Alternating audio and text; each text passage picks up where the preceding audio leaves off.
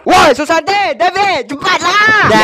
Nenek si bongkok 3 siang mengantuk, asyik berjaga mencari cucu di mana ada. Nenekku kawin dengan anak raja. Sama cucu, santai kaki! Cucu tak dapat lari. Nenek tua banyak sakti. Sekarang nenek nak cari ganti. Siapa yang kena dialah jadi.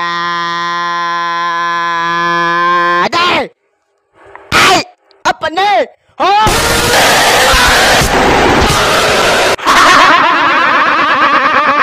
Kamu jaga kebayan.